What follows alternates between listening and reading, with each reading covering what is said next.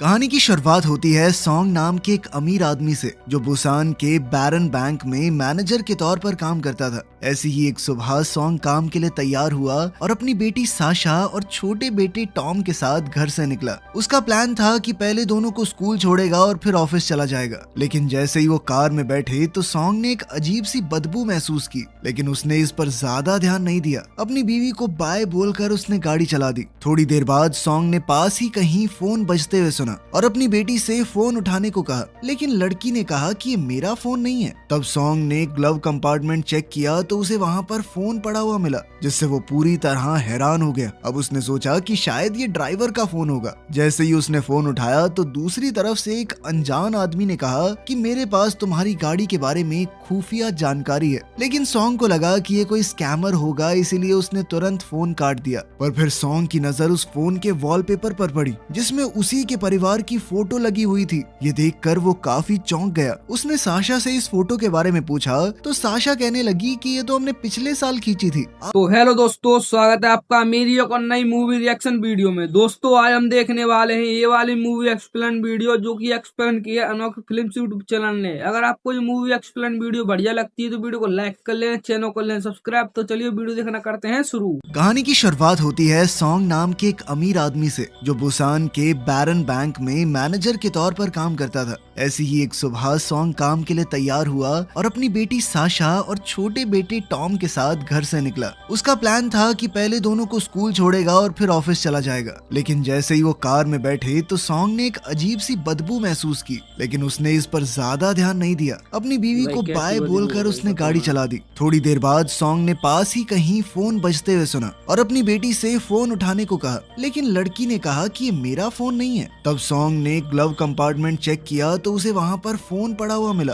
जिससे वो पूरी तरह हैरान हो गया। अब उसने सोचा कि शायद ये ड्राइवर का फोन होगा। जैसे ही उसने फोन उठाया तो दूसरी तरफ से एक अनजान आदमी ने कहा कि मेरे पास तुम्हारी गाड़ी के बारे में खुफिया जानकारी है। लेकिन सॉन्ग को लगा कि ये कोई स्कैमर होगा, इसीलिए उसने तुरंत फोन काट दिया। पर फिर सॉन्ग की नजर उस फोन के वॉलपेपर पर पड़ी, जिसमें उसी के परिवार की फोटो लगी हुई थी। ये देखकर वो काफी चौंक गया। उसने साशा से इस फोटो के बारे में पूछा तो साशा कहने लगी कि ये तो हमने पिछले साल खींची थी, आप बहुत बिजी थे तो आ नहीं पाए थे। उसने ये भी बताया कि मम्मी ने अपनी फेसबुक प्रोफाइल पे फोटो डाल रखी है। तब सॉन्ग और ज्यादा कंफ्यूज हो गया कि आखिर ये फोन है किसका। फिर अचानक से फोन दोबारा बजा और इस बार कॉलर ने खुलासा किया कि उसे सॉन्ग और उसकी बैंक पोजीशन के बारे में सब कुछ पता है। इसके बाद उसने एक चौंका देने वाली बात बताई। उसने कहा कि मैंने तुम्हारी सीट्स के नीचे एक प्रेशर सेंसिटिव बम लगा दिया है और अगर कोई भी गाड़ी से बाहर निकला तो गाड़ी तुरंत ब्लास्ट हो जाएगी। लेकिन सॉन्ग को लगा कि ये एक घटिया मजाक है और उसने फोन काट दिया। फिर थोड़ी देर बाद सॉन्ग एक गैस स्टेशन पर पहुंचा और जैसे ही वो गाड़ी से उतरने वाला था तो उसके फोन पर फिर से एक कॉल आया। इस बार कॉलर ने पूछा कि तुझे गाड़ी में कोई अजीब सी महक नहीं आई, और तब जाकर बैंकर वाकई में डर गया। उस आदमी ने खुलासा किया कि मैं बहुत समय से तुझे ट्रैक कर रहा हूँ और अगर वो गाड़ी से बाहर निकला तो उसके बच्चे कुछ ही सेकंड में मर जाएंगे, ये पक्का है। उसी वक्त पेट्रोल पंप का एक एम्प्लॉय वहां आ गया और सॉन्ग पर चिल्लाने लगा कि गाड़ी से उतर के पेट्रोल भर लेना, टाइम पास क्यों कर रहा है। पर एक डरे हुए सॉन्ग ने उसे कुछ पैसे दिए और कहा कि भाई तू ही भर देना। इसके बाद सॉन्ग गाड़ी चलाता रहा और कॉलर के कहने पर उसने अपनी सीट के नीचे हाथ डाला, जहां उसे सच में एक बम मिला, जिससे वो पूरी तरह घबरा गया। कॉलर ने बताया कि इसका डेटोनेटर मेरे पास ही है, अगर तूने पुलिस को बुलाने की कोशिश भी की तो मैं तुरंत बॉम्ब को ब्लास्ट कर दूंगा। बेचारे डरे हुए सॉन्ग ने पूछा कि तुम्हें चाहिए क्या। तब कॉलर ने डिमांड रखी कि 1.7 बिलियन वॉन यानी कि 10.5 करोड़ रुपए लगभग मेरे अकाउंट में डाल दो और साथ ही 6 करोड़ रुपए कैश भी चाहिए। सॉन्ग ने कहा कि मेरे पास इतना पैसा कहाँ है, लेकिन कॉलर ने कहा कि तू इतने बड़े बैंक का मैनेजर है,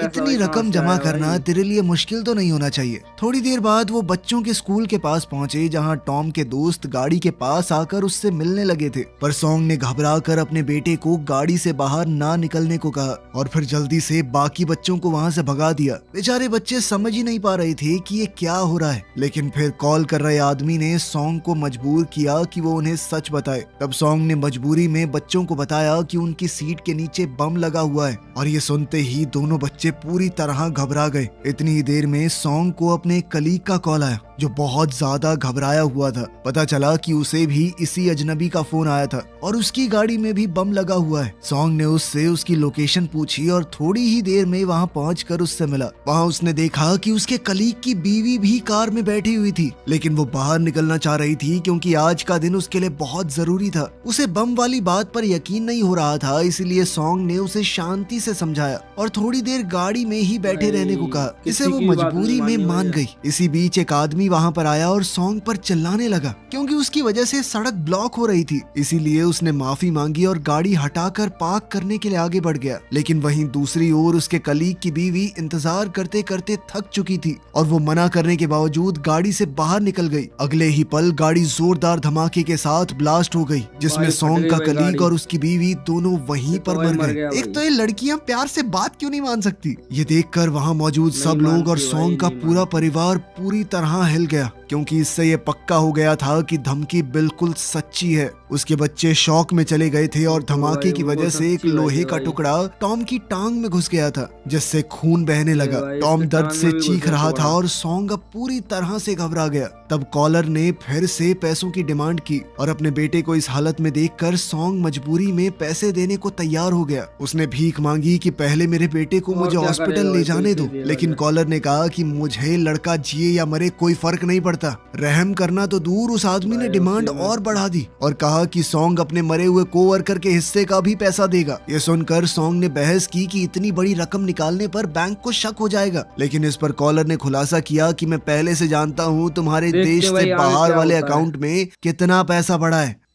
फिर हार कर सॉन्ग ने अपने एक जूनियर को कॉल किया और उसे बताया कि मुझे एक नई इन्वेस्टमेंट अपॉर्चुनिटी मिली है। सॉन्ग ने उससे कहा कि वो तुरंत उनके वीआईपी क्लाइंट्स को कन्विंस करे ताकि वो अपना पैसा इन्वेस्ट करने के लिए मान जाए। उसका जूनियर मान गया और कुछ क्लाइंट से बात भी की, लेकिन फिर भी जो पैसा जमा हुआ वो कॉलर की डिमांड जितना नहीं था। इससे परेशान होकर सॉन्ग ने अपने जूनियर से वीआईपी क्लाइंट्स की लिस्ट मांगी ताकि वो खुद उनसे बात कर सके। थोड़ी देर बाद सॉन्ग ने उनके सबसे इम्पोर्टेंट क्लाइंट से बात की और उन्हें समझाने की कोशिश की कि ऐसी इन्वेस्टमेंट का मौका जिंदगी में एक बार ही आता है। उस औरत को इस बात में काफी दिलचस्पी हो गई और उसने बताया कि उन्होंने अभी अभी अपनी एक जमीन भी बेची है, लेकिन इतना बड़ा फैसला लेने से पहले मुझे अपने पति से बात करनी पड़ेगी। लेकिन सॉन्ग ने जिद करनी शुरू कर दी कि मैम टाइम नहीं है, जल्दी से करना पड़ेगा हमें। लेकिन इस बात से औरत को शक हो गया और उसने तुरंत कोई भी फैसला लेने से मना कर दिया। अगले ही पल कॉलर ने कहा कि पहले कैश से शुरुआत करते हैं और उसने सॉन्ग से अपनी बीवी को कॉल करके पैसे भेजने को कहा। कोई और रास्ता न देखकर सॉन्ग ने तुरंत अपनी बीवी को फोन किया और उसे बैंक से सारे पैसे निकाल कर एक जगह डिलीवर करने को कहा। ये सुनकर वो पूरी तरह चौंक गई। ऊपर से उसे फोन पर अपने बेटे के रोने की आवाज भी आ रही थी जो उसे और ज्यादा डरा रही थी।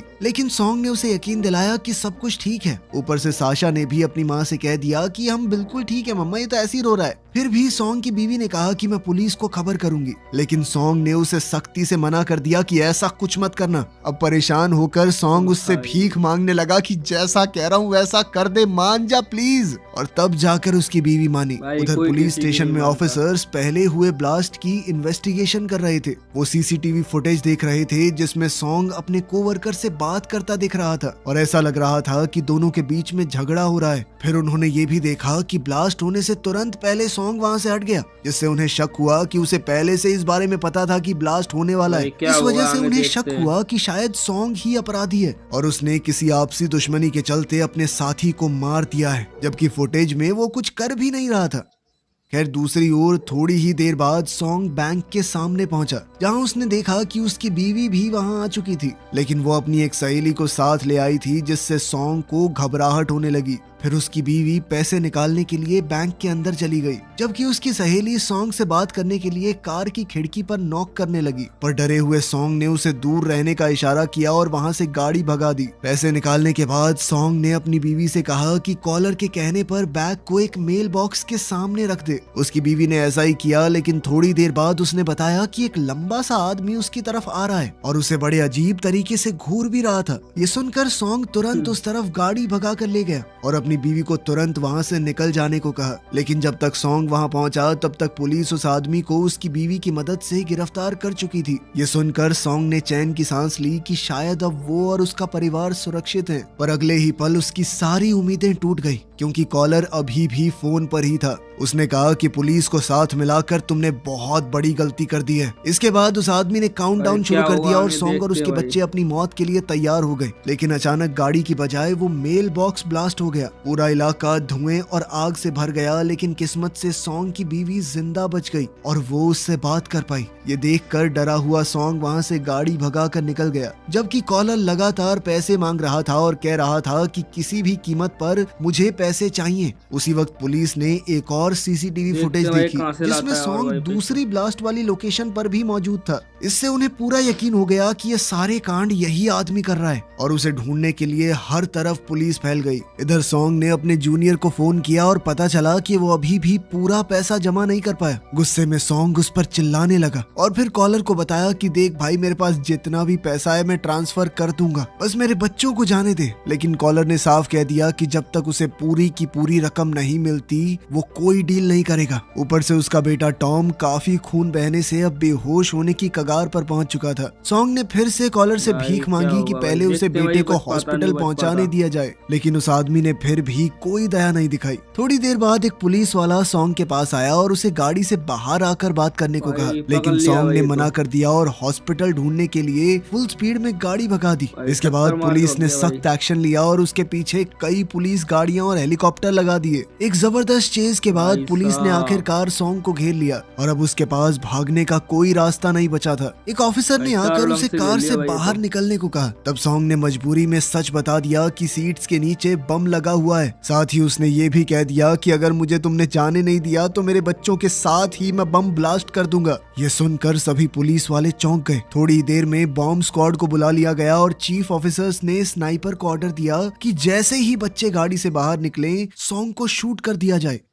फिर एक फीमेल ऑफिसर सॉन्ग के पास आई और उसे अपने बच्चों को छोड़ने के लिए भीख मांगी, लेकिन एक बेहाल सॉन्ग ने मना कर दिया और फोन की ऑन कॉल स्क्रीन दिखाई। ऑफिसर को समझ आ गया कि मामला कितना नाजुक है, इसीलिए उसने पानी की बोतलें और एक वॉकी टॉकी दे दिया ताकि पुलिस सब कुछ सुन सके। जब पुलिस वहां से थोड़ा दूर हुई तो सॉन्ग ने वॉकी भाई, टॉकी को देखते भाई, फोन बच के पास पाता रख नहीं, बच दिया। पाता है। उसने कॉलर से बात करने की कोशिश की, लेकिन दूसरी तरफ से कोई आवाज नहीं आई। तभी उसे कॉलर का एक मैसेज मिला जिसमें लिखा था कि वॉकी टॉकी को पहले बाहर फेंक दे। मजबूर होकर सॉन्ग ने ऐसा ही किया और पुलिस वाले हैरानी से देखते रह गए। फिर सॉन्ग ने आसपास देखा भाई, और उसे भीड़ को कैसे देखकर पता उसे चला समझ आ उसकी गया वॉकी-टॉकी कि है? कॉलर इन्हीं में से कोई है। उसने गाड़ी का हॉर्न बजाया और कॉलर के फोन से भी उसी हॉर्न की आवाज आई। इससे साबित हो गया कि वो भाई आदमी साहब। आसपास ही है। कुछ पल बाद सॉन्ग ने भीड़ में एक आदमी को फोन पर बात करते देखा, लेकिन वो बस बेबस होकर उसे देख सकता था, पुलिस को कुछ भी बता नहीं सकता। फिर कॉलर ने सॉन्ग से कहा कि अगर तुम एक आम जिंदगी जीते तो ये सब कभी नहीं होता। उसने सॉन्ग से 6 साल पहले की बातें याद करने को कहा जब सॉन्ग बैरन बैंक में काम करता था, लेकिन इससे भाई, पहले इसने कि क्या वो कर आगे दिया कुछ उसके कह साथ? पाता अचानक कॉल कट हो गई। असल में पुलिस ने पूरे इलाके के सिग्नल ब्लॉक कर दिए थे,